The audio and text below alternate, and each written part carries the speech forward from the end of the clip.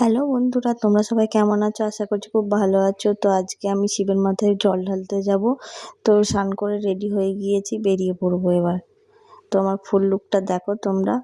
এই যে আমি রেডি হয়ে গিয়েছি পুরোপুরি, দেখো আমার পুরো লুকটা। তো বেরিয়ে পড়েছি আমরা। তো মা আর আমি যাব। মা সব রেডি করে বেরিয়ে পড়েছে। রাস্তা দিয়ে যাচ্ছিলাম, যেতে যেতে মা চশমা নিতে ভুলে গিয়েছিল। তো মা আবার আমাকে বললো, চশমাটা নিয়ে আসতে ভুলে গিয়েছি, তুই যা দিয়ে নিয়ে আয়। আমি আবার দৌড়িয়ে দৌড়িয়ে বাড়ি গেলাম চশমা আনতে। এই যে রাস্তায় বেরিয়ে পড়েছি। রাস্তায় যেতে যেতে একটা বাড়িতে দেখলাম খুব সুন্দর ফুল ফুটেছে। তো তার একটু ভিউ নিয়ে নিলাম। তো তোমরা কে কে পোস্ট করেছো একটু কমেন্ট করে জানিও। তো এই দেখো পৌঁছে গিয়েছি আমরা মন্দিরে। আমরা যাচ্ছিলাম, যেতে যেতে দেখছি পুজোর আওয়াজ আসছে। তো আমরা যাই। মাকে সবাই জিজ্ঞাসা করছিল, এটা কে, তোমার বৌমা নাকি? মা বলছিল, হ্যাঁ এই দেখো এটা আমার ছেলের বউ। সবাই বলছিল ভালো ভালো, আমাদেরকেও একটা খুঁজে দাও। যাই হোক, অনেক কিছুই বলছিল। আমার খুব হাসি পাচ্ছিল শুনে। এই যে এটা রাধা গোবিন্দ মন্দির। ঠাকুরটা খুব সুন্দর। তো তোমাদেরকেও দেখাবো, দেখতে থাকো।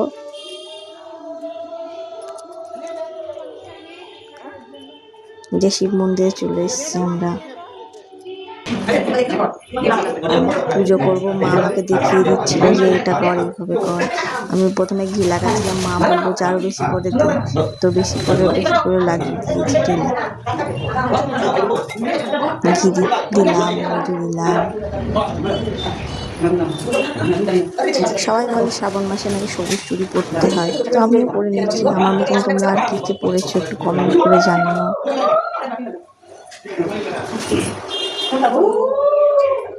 এই যে শিবের মাথায় ফুল, দুধ, গঙ্গার জল সব দিচ্ছিলাম।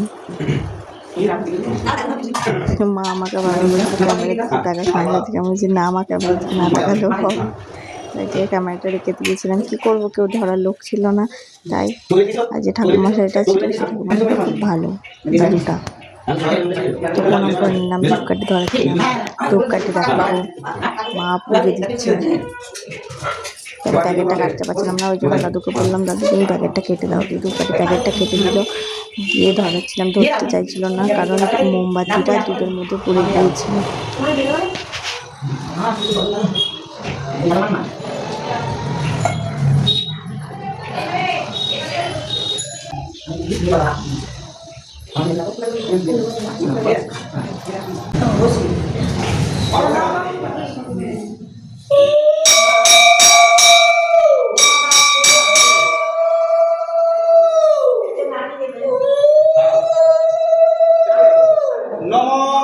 চন্দ্রেণ সমাধে কুঙ্কুমেন বিলেপিতে বিল্বপত্র প্রতাপাশে এষ শরণাঙ্গত পুষ্পাঞ্জলি।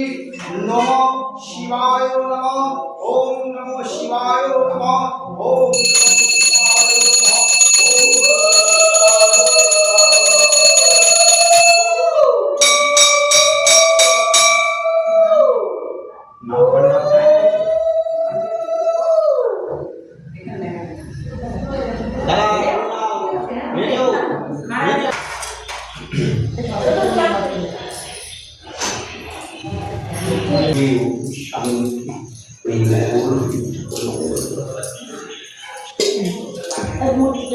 তো আমাদের পুজো দেওয়া কমপ্লিট হয়ে গেল। এই যে রাধা গোবিন্দর মন্দিরটা, রাধা গোবিন্দর ঠাকুরটা খুব সুন্দর। আমার দাদু শ্বশুর এনেছিল। তো আমাদের পুজো দেওয়া কমপ্লিট হয়ে গিয়েছে, মন্দির থেকে বেরিয়ে পড়েছি। এবার বাড়ি যাবো, রাস্তা দিয়ে যাচ্ছিলাম। একটা কাকিমা কথা বলতে বলতে যাচ্ছিল মায়ের সাথে।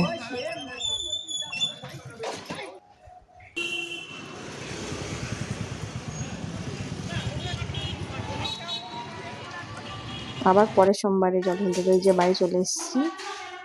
তো তোমরা আমার চ্যানেলটাকে একটু সাবস্ক্রাইব করে দিও।